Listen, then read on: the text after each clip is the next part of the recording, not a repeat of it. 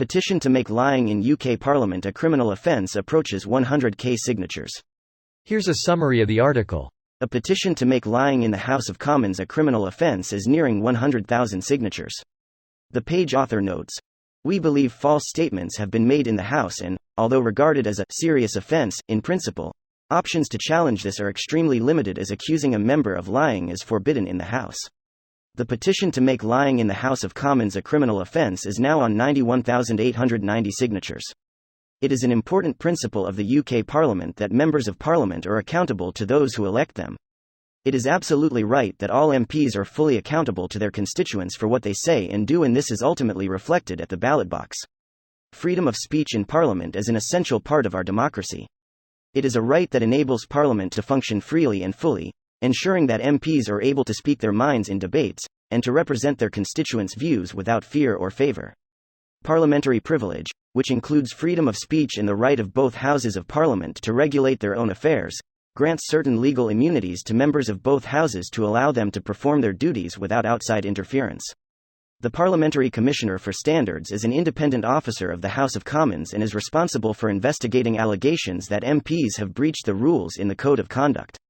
Conduct in the chamber is beyond the remit of the Parliamentary Commissioner for Standards. This is because the House has determined that how members conduct themselves in the chamber, including their adherence to the principles of public life, is a matter for the Speaker, and Parliament is responsible for its own procedures. This post received a score of 93,000, with an upvote ratio of 89%. Here are the top comments in response to this article. Fun fact: in the UK Parliament, it's actually forbidden to say that someone is lying because it breaks the rules of politeness. I wish I was kidding. Well, you can say it. You just get expelled from the House for the day for it.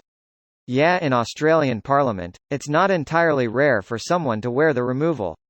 Honestly, it's free press and you get to hit the beers earlier. This man has done more to divide this nation than anybody else. He's looked after his own pocket. I still refer to him as Dodgy Dave. MP Dennis Skinner getting kicked out of the House of Commons. We do that here in the UK too. Meanwhile in Ireland, fuck you Deputy Stagg, fuck you.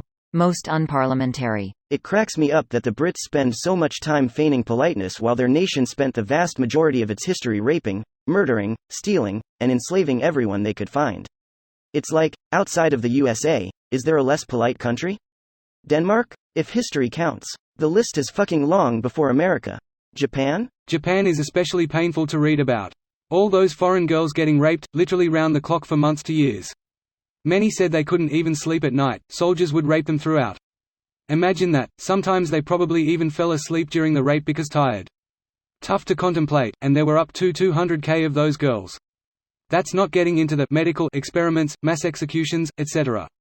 It was most unparliamentary. Greater than the government has already responded to the petition, saying it does not intend to introduce legislation of this nature. Smug cunt. At least they aren't lying. Mission accomplished. Mission failed successfully. Error. No error detected.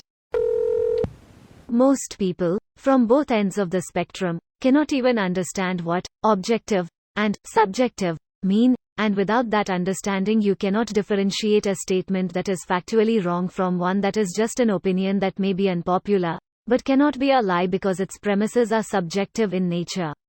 Yeah, in that example it sounds silly, but if we use more realistic examples you'll find a lot of disagreement. Vaccines have been proven to cause autism.